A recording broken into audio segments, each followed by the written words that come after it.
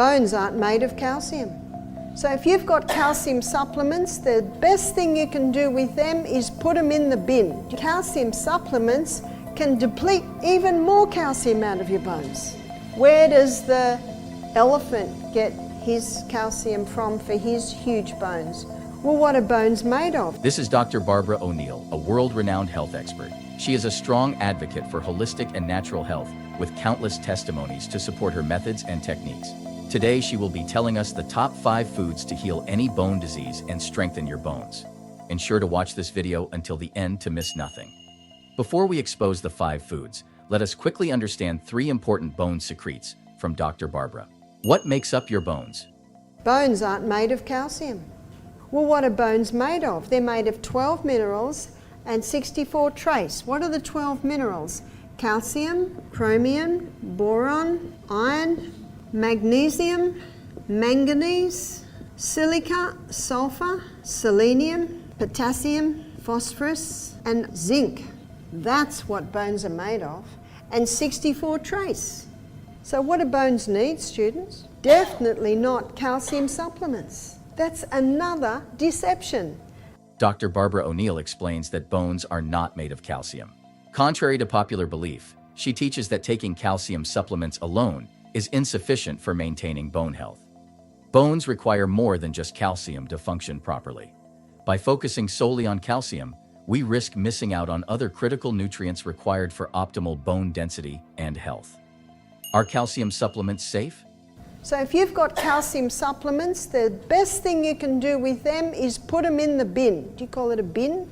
In the book, The Calcium Lie, Dr. Robert Thompson, he actually says that calcium supplements can deplete even more calcium out of your bones. Calcium hardens cement, it does not harden bones. But what it can do is harden your tissues. It can build up on your arteries, it can actually contribute to calcium deposits in your kidneys, in your gall bladder, even build up on the eyes. Dr. Barbara emphasizes that calcium supplements are not the solution to building strong bones, and they might not be as safe as commonly believed. She explains that calcium deposits can accumulate in the arteries, contributing to arterial plaque and increasing the risk of heart disease. Additionally, calcium can form deposits in the gallbladder, leading to gallstones. Effective sunlight on your bones. Well, the ultraviolet rays from the sun hit the skin. And when they hit the skin, they convert a form of cholesterol to vitamin D. So the ultraviolet rays from the sun hit the skin and convert a form of cholesterol just under the skin to vitamin D.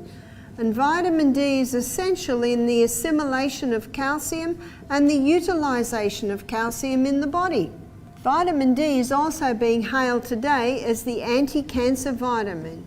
In fact, the research is showing that it can stop cancer in its tracks and even convert the cell back to a healthy cell. That's quite remarkable.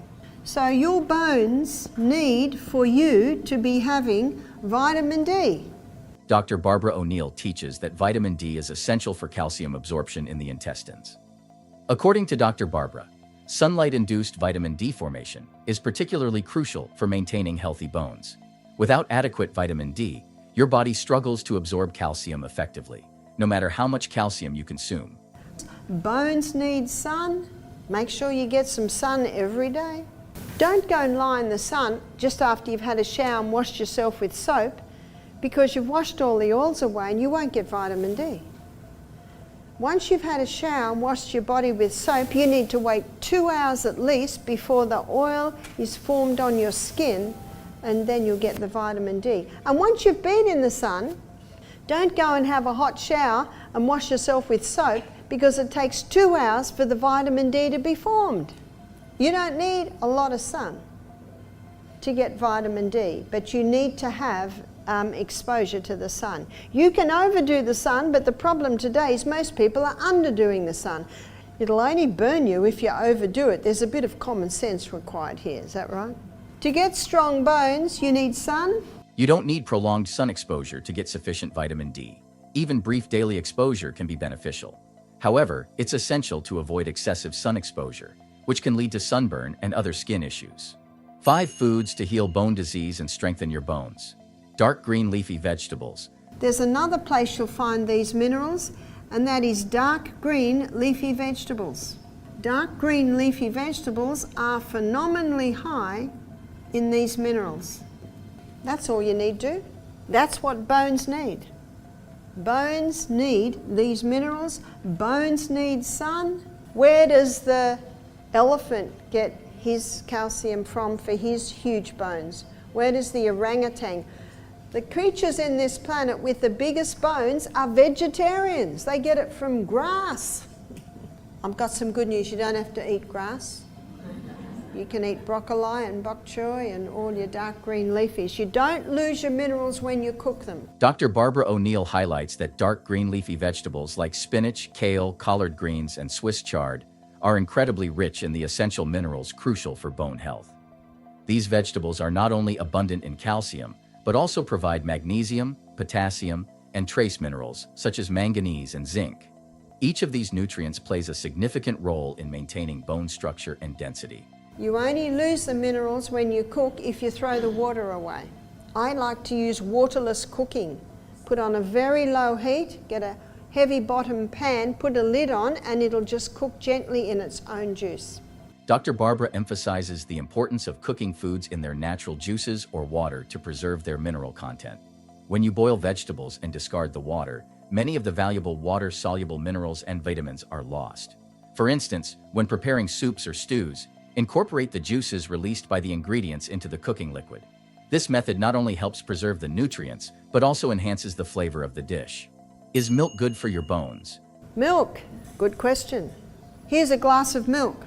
And this glass of milk is high in calcium, but it's also high in animal protein.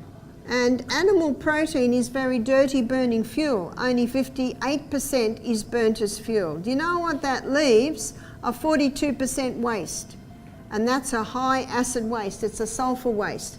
And so what the body uses is it uses the most alkaline mineral, which is calcium, to negate the sulfur residue. Do you know how much calcium is left for the human body after a person drinks a glass of milk? None. Cows can access that calcium because they've got 5 stomachs. We've only got 1. And the countries in this world that are the highest dairy consumers have the highest incidence of osteoporosis. So cow's milk is not going to give you calcium. Dr. Barbara O'Neill points out that while milk is indeed a rich source of calcium, it also contains high levels of animal protein. When the body processes animal protein, it produces acidic waste. To counteract this acid, the body draws on its calcium reserves, including calcium stored in the bones. This can potentially deplete the calcium available for maintaining bone strength. Moreover, research has indicated that countries with high dairy consumption tend to have higher rates of osteoporosis. This suggests that drinking milk and consuming dairy products may not always be linked to improved bone health. Sesame seeds. And there is one food that's phenomenally high in calcium, and it's in with the other minerals, so it's in a good form, and that is sesame seed. And a great way to use sesame seed is as tahini. My kids used to love tahini and honey on toast. And also we make dressings, tahini, lemon juice, crushed garlic. Dr. Barbara O'Neill highlights the benefits of tahini, a paste made from ground sesame seeds. According to Dr. Barbara, sesame seeds are incredibly rich in calcium, which is essential for maintaining strong bones and teeth. Just a small serving of sesame seeds can provide a substantial amount of this vital mineral, making it an excellent addition to your diet. Dr. Barbara explains that tahini, being a nutrient-dense food, is not only high in calcium, but also offers a variety of other beneficial minerals. This versatile ingredient can be used in various recipes. You can spread it on toast for a nutritious breakfast, blend it with honey for a sweet treat, or use it as a base for dressings and sauces. Celtic salt. The first indicator of a creator God is seawater, because it's the exact same mineral balance and proportion as is found in the body. You think about it. We cry seawater, we sweat seawater, we urinate out seawater. Every cell in the body is bathed in seawater. That's why a salt-free diet is quite crazy, actually. So throw your calcium supplements out, and the money that you usually use to buy calcium supplements, buy the Celtic salt. Dr. Barbara points out that the mineral composition of seawater closely mirrors that of human body fluids, suggesting that our bodies are naturally adapted to this balance. She advises against salt-free diets, asserting that such diets can lead to a deficiency in essential minerals. Dr. Barbara highlights that proper salt intake is vital for regulating hydration levels in the body. Sodium, a key component of salt, plays a crucial role in maintaining fluid balance and preventing dehydration. This, in turn, supports overall cellular function and helps keep the body's systems running smoothly. Dr. Robert Thompson states that if you take a little crystal of salt in your mouth, give it a little chomp, drink your glass of water, you do that with every glass of water, that's 8 times a day. Dr. Barbara O'Neill points out a technique that enhances hydration and mineral absorption through a simple yet effective method. By chewing the salt and then drinking water, you're potentially improving the absorption and utilization of both the water and the minerals in the salt. This routine ensures consistent intake of the beneficial minerals found in salt. Use a small, high-quality crystal of salt, such as Celtic salt or Himalayan salt, which contains additional trace minerals. Place the crystal on your tongue, chew it slightly to release the minerals, and then drink a full glass of water. Repeat this process with each glass of water you consume. Rebounding. So the biggest bone and muscle strengtheners is rebounding. Rebounding is the little trampoline. You see, strength comes by exercise, and strength comes by defying gravity. Defying gravity is the most powerful form of strength-building exercise. I have a book by Albert Carter. You see, every time you jump, you're putting a little stressor on your body, and every time you put a stressor on your body, it keeps adapting and adjusting, adapting and adjusting. This is the only exercise that affects every single cell in the body. It strengthens every muscle, it strengthens the bones in the body. Nothing else does it. So what's important to do to strengthen your muscles and your bones is the rebounding. Dr. Barbara explains that rebounding, which involves jumping on a trampoline, is one of the most effective exercises for strengthening bones and muscles. This form of exercise continuously challenges your body to defy gravity.